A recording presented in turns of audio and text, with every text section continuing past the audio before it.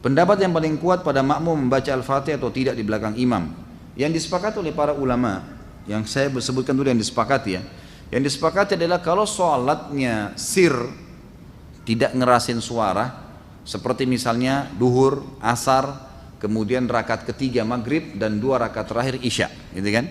Ini namanya sholat sir, kecilin suara. Maka wajib makmum membaca Al-Fatihah. Wajib makmum membaca Al-Fatihah, gitu kan? Kecuali dalam keadaan ini khilaf ulama, bagaimana kalau dia baru membaca Ar-Rahmanir Rahim, Maliki Yaumiddin, imamnya Allahu Akbar ruku. Apa yang dia harus lakukan? Jumhur ulama mengatakan ikuti imam. Karena dia sudah beristihad, dia sudah baca, gitu kan? Tapi tidak selesai, sama dengan orang masbuk, baru Allahu Akbar, imamnya kita baru baca 2 Al-Fatihah sudah ruku. Apa yang harus kita lakukan? Jumhur mengatakan ruku saja. Imam Syafi'i mengatakan tidak, harus dia baca. Nggak bisa.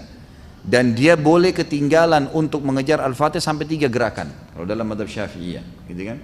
3 gerakan artinya ruku, sami Allahu hamidah, sampai sujud pertama. Nah itu dia boleh tetap menyelesaikan Al-Fatihahnya lalu dia mengejar imam.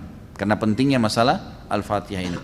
Tapi kalau sholatnya jahar, ngerasin suara, subuh, 2 rakaat pertama maghrib, gitu kan? 2 rakaat pertama isya, maka ini hukumnya jumhur mengatakan tidak ada bacaan bagi makmum, kecuali imam memberikan jeda waktu. Beranjak daripada hadis yang sahih, bahwasanya Nabi SAW pernah mengatakan waladdallin, amin. Lalu tiba-tiba sahabat di belakang berlumba-lumba baca Al-Fatihah. Jadi ada suara bergemuruh gitu. Sehingga bacaan Nabi SAW, Nabi sendiri terganggu SAW, dan makmum juga tidak konsentrasi dengar bacaan ayatnya beliau. Beliau begitu salam lalu beliau mengatakan, mali unazi', kenapa tadi saya diganggu dengan bacaan kalian? Kata perawi hadisnya, kalau saya tidak salah Abdullah bin Umar radhiyallahu anhu berkata, mulai semenjak itu saya tidak pernah lagi membaca Al-Fatihah di belakang Nabi SAW kalau sholatnya jahar, kalau sholatnya ngerasin suara gitu. Ulama-ulama seperti Imam Syafi'i rahimahullah melihat bahwasanya orang yang membaca Al-Fatihah, baik sholatnya jahar, kerasin suara atau sir, itu wajib.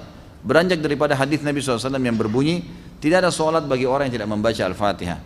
Maka beliau tidak membedakan antara sholat berjamaah atau sholat sendiri. Ya, kalau sholat sendiri mutlak harus baca ya, tidak boleh sama sekali tinggalkan Al-Fatihah, batal sholatnya kalau tinggalkan Al-Fatihah. Kalau sholat berjamaah sebagaimana saya sebutkan tadi, khilaf diantara ulama itu.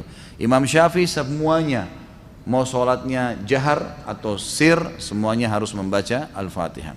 Allahu alam, kalau kita simpulkan, kalau saya simpulkan dari pendapat-pendapat ulama ini, saya melihat kalau seandainya imamnya membaca Al-Fatihah dengan suara keras, jelas ya, kita dengar ya, kita dengar. Seperti sekarang ada mic.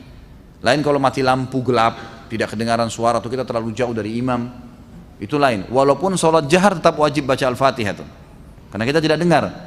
Karena memang Allah berfirman, umumnya ulama berpegang pada ayat ini, a'udzubillahi minasyaitonirrajim, fa idza quri'al qur'anu fastami'u lahu wa ansitu. Kalau Al-Qur'an dibacakan, dengarkan baik-baik dan ya telitilah, jelihlah. Berarti kasusnya adalah kalau dengar. Kalau dengar kita nggak boleh berkata yang lain, gitu kan? Nah kalau imam sholat jahar, maghrib misalnya, tapi mati lampu, kita di saf ke-5 atau ke-6, ke-7 ke belakang, nggak dengar. Atau sholat di belakang, perempuan nggak dengar sama sekali. Mereka tetap baca Al-Fatihah, selama tidak dengar. Tapi kalau mereka dengar Al-Fatihah itu, seperti tadi imam kita Masya Allah membaca misalnya, kita dengar.